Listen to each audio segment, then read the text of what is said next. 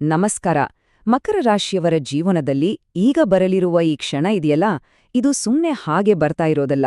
ಇದು ಒಂದು ದೈವಿಕವಾಗಿ ನಿಗದಿಯಾದ ಸಂದೇಶ. ತುಂಬಾ ದಿನಗಳಿಂದ ಮನಸ್ಸಿನಲ್ಲೇ ಇಟ್ಕೊಂಡಿದ್ದ ಪ್ರಶ್ನೆಗಳಿಗೆ, ಯಾರಿಗೂ ಹೇಳ್ಕೊಳ್ಳಲಾಗದ ನೋವಿಗೆ ಈಗ ಉತ್ತರ ಸಿಗುವ ಸಮಯ ಬಂದಿದೆ. ಹೌದು, ಈ ಮಾತು ನಿಜ. ಯಾರೆಲ್ಲ ತಮ್ಮ ಹೋರಾಟಗಳನ್ನ ಮೌನವಾಗಿ ಸಹಿಸಿಕೊಂಡು ಒಂದು ಉತ್ತರಕ್ಕಾಗಿ, ಒಂದು ದಾರಿಗಾಗಿ ಕಾಯ್ತಿದ್ರೋ ಅವರಿಗಾಗಿಯೇ ಈ ಸಂದೇಶ. ಆಂತರಿಕವಾಗಿ ಇದ್ದ ಆ ಒಂದು ಕೂಗಿಗೆ ಈಗ ಬ್ರಹ್ಮಾಂಡವೇ ಉತ್ತರ ಕೊಡುವ ಸಮಯ. ಸರಿ, ಈ ಬದಲಾವಣೆಯ ಮಹತ್ವ ಏನು ಅಂತ ಸರಿಯಾಗಿ ಅರ್ಥ ಮಾಡ್ಕೊಳ್ಬೇಕು ಅಂದ್ರೆ ಮೊದಲು ನಾವು ಕಳೆದ ಕೆಲವು ದಿನಗಳ ಸ್ಥಿತಿಯನ್ನ ಒಮ್ಮೆ ನೋಡ್ಬೇಕು. ಮಕರ ರಾಶಿಯವರ ಜೀವನದಲ್ಲಿ ಒಂದು ರೀತಿಯ ಮೌನ ಹೋರಾಟ, ಒಂದು ಆಂತರಿಕ ಸಂಘರ್ಷ ನಡೀತಾನೆ ಇತ್ತು. ಆ ದಿನಗಳು ಹೇಗಿದ್ವು ಅಂತೆ ನೋಡೋಣ ಬನ್ನಿ. ನೋಡಿ, ಮಕರ ರಾಶಿಯವರ ವ್ಯಕ್ತಿತ್ವದ ಅಡಿಪಾಯವೇ ಈ ಗುಣಗಳು. ಶಿಸ್ತು, ಜವಾಬ್ದಾರಿ, ಕಠಿಣ ಪರಿಶ್ರಮ ಅನ್ನೋದು ಅವರ ರಕ್ತದಲ್ಲೇ ಬಂದಿರುತ್ತೆ. ಅವರು ಯಾವತ್ತೂ ಶಾರ್ಟ್ಕಟ್ಗಳನ್ನ ಹುಡುಕೋದಿಲ್ಲ. ಬದಲಿಗೆ ನಿಧಾನವಾದ್ರೂ ಪರವಾಗಿಲ್ಲ, ದೃಢವಾದ, ಸರಿಯಾದ ದಾರಿಯಲ್ಲೇ ನಡೆಯುವವರು. ಆದರೆ ವಿಪರ್ಯಾಸ ನೋಡಿ, ಕಳೆದ ಕೆಲವು ತಿಂಗಳುಗಳಿಂದ ಏನಾಗಿದೆ ಅಂದ್ರೆ ಅವರ ಈ ದೊಡ್ಡ ಶಕ್ತಿಗಳೇ, ಅವರ ಶಿಸ್ತು ಮತ್ತೆ ಜವಾಬ್ದಾರಿಯ ಪ್ರಜ್ಞೆಯೇ ಅವರಿಗೆ ಒಂದು ದೊಡ್ಡ ಹೊರೆಯಾಗಿ ಕಾಡಿದೆ. ಇದು ಅವರನ್ನ ಮಾನಸಿಕವಾಗಿ ತುಂಬಾ ಧಣಿಸಿದೆ.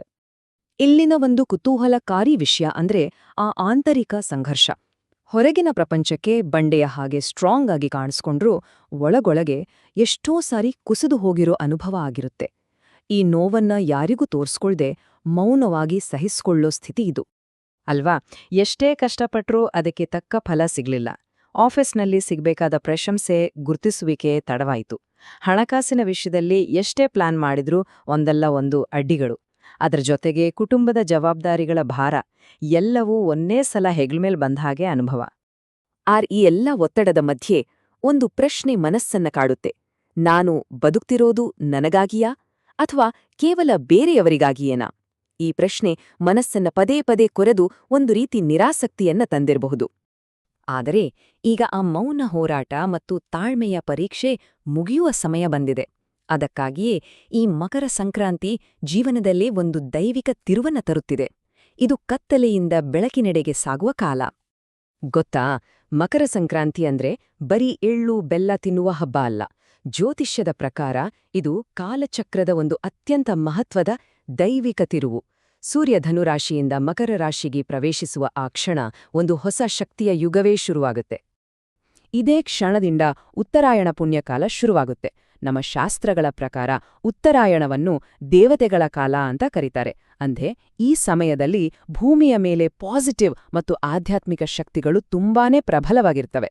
ಪ್ರಾರ್ಥನೆಗಳಿಗೆ ಬೇಗ ಫಲ ಸಿಗುತ್ತೆ ಅನ್ನೋ ನಂಬಿಕೆ ಇದೆ. ಸಂಕ್ರಾಂತಿ ಅಂದ್ರೆ ಮೂಲಭೂತವಾಗಿ ಅಂಧಕಾರದಿಂದ ಬೆಳಕಿನ ಕಡೆಗೆ, ನಿಂತೋಗಿದ್ದ ಸ್ಥಿತಿಯಿಂದ ಚಲನೆಯ ಕಡೆಗೆ ಮತ್ತು ಶೀತದಿಂದ ಉಷ್ಣತೆಯ ಕಡೆಗೆ ಸಾಗುವ ದೈವಿಕ ಸಮಯ. ಇದೇ ರೀತಿಯ ಒಂದು ದೊಡ್ಡ ತಿರುವು ಈಗ ಮಕರ ರಾಶಿಯವರ ಜೀವನದಲ್ಲೂ ಶುರುವಾಗ್ತಾ ಇದೆ.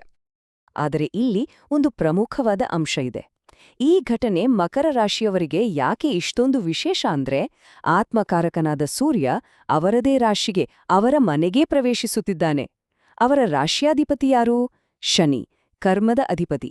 ಅಂದ್ರೆ ಆತ್ಮದ ಬೆಳಕಾದ ಸೂರ್ಯ ಕರ್ಮದ ಮನೆಯಲ್ಲಿ ಬೆಳಗಿದಾಗ ಅದು ಮಾಡಿದ ಶ್ರಮಕ್ಕೆ ಫಲ ಕೊಡುವ ಸಮಯ ಬಂದಿದೆ ಅನ್ನೋದರ ಸ್ಪಷ್ಟ ಸಂಕೇತ.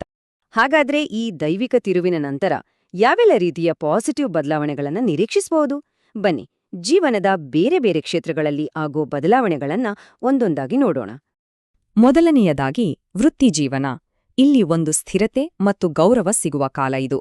ಇಷ್ಟು ದಿನ ಪಟ್ಟ ಶ್ರಮಕ್ಕೆ ಈಗ ಗುರುತಿಸುವಿಕೆ ಸಿಗಲಿದೆ. ಕೆಲವರಿಗೆ ಹೊಸ ಜವಾಬ್ದಾರಿ, ಇನ್ನು ಕೆಲವರಿಗೆ ಅವರು ಕೆಲಸ ಮಾಡುವ ಜಾಗದಲ್ಲಿ ಅವರ ಮಾತಿಗೆ ಬೆಲೆ ಹೆಚ್ಚಾಗುತ್ತೆ.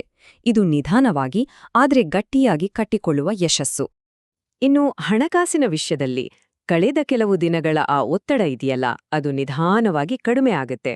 ಆದಾಯ ಮತ್ತು ಖರ್ಚಿನ ನಡುವೆ ಒಂದು ಬ್ಯಾಲೆನ್ಸ್ ಸಿಗುತ್ತೆ.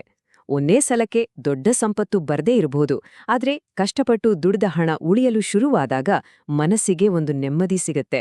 ಇನ್ನು ಕುಟುಂಬ ಮತ್ತು ಮನಃಶಾಂತಿ. ಅವರು ಮಾಡೋ ತ್ಯಾಗಗಳನ್ನ ಈಗ ಮನೆಯವರು, ಬೇರೆಯವರು ನಿಧಾನವಾಗಿ ಅರ್ಥ ಮಾಡಿಕೊಳ್ಳೋಕೆ ಶುರು ಮಾಡ್ತಾರೆ.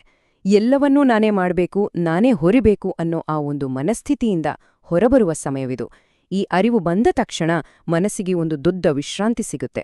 ಸರಿ, ಈ ಹೊಸ ಪಾಸಿಟಿವ್ ಎನರ್ಜಿಯನ್ನ ಸರಿಯಾಗಿ ಬಳಸ್ಕೊಳ್ಳಕ್ಕೆ ಕೆಲವು ಮಾರ್ಗದರ್ಶನಗಳು ಮತ್ತು ಎಚ್ಚರಿಕೆಗಳು ಕೂಡ ಬೇಕು. ಇದರ ಜೊತೆಗೆ ಈ ಶಕ್ತಿಯನ್ನ ನಮ್ಮ ಜೀವನಕ್ಕೆ ಸ್ವಾಗತಿಸಲು ಒಂದು ತುಂಬನೇ ಸರಳವಾದ ದೈವಿಕ ಪರಿಹಾರ ಕೂಡ ಇದೆ. ಇಲ್ಲಿ ಕೆಲವು ವಿಷಯಗಳನ್ನ ಗಮನದಲ್ಲಿ ಇಟ್ಕೊಳ್ಬೇಕು. ಶಿಸ್ತು ಮತ್ತು ಜವಾಬ್ದಾರಿ ಮಕರ ರಾಶಿಯವರ ಶಕ್ತಿ ನಿಜ, ಆದರೆ ಅವರ ಕಠಿಣತೆ ಕೆಲವೊಮ್ಮೆ ಬೇರೆಯವರಿಗೆ ಅಹಂಕಾರದ ಹಾಗೆ ಕಾಣಿಸಬಹುದು. ಹಾಗಾಗಿ ಮಾತಿನಲ್ಲಿ ಸ್ವಲ್ಪ ಹಿಡಿತವಿರ್ಲಿ. ಹಾಗೆಯೇ ಆಫೀಸ್ ಟೆನ್ಷನ್ನ ಮನೆಗೆ ತರಬಾರ್ದು ಮತ್ತು ಅತಿಯಾದ ಸಂಶಯದಿಂದ ಕೈಗೆ ಬಂದ ಮಂಚಿ ಅವಕಾಶಗಳನ್ನ ಕಳ್ಕೊಳ್ಬಾರ್ದು.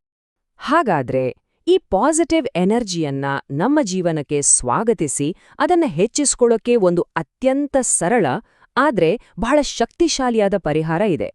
ಇದನ್ನ ಯಾರು ಬೇಕಾದ್ರೂ ಮಾಡಬಹುದು. ಪರಿಹಾರ ತುಂಬಾನೇ ಸರಳ. ಸಂಕ್ರಾಂತಿಯ ನಂತರದ ಮೊದಲ 7 ದಿನ ಪ್ರತಿದಿನ ಬೆಳಿಗ್ಗೆ ಸೂರ್ಯನಿಗೆ ಅರ್ಘ್ಯವನ್ನ ಕೊಡ್ಬೇಕು.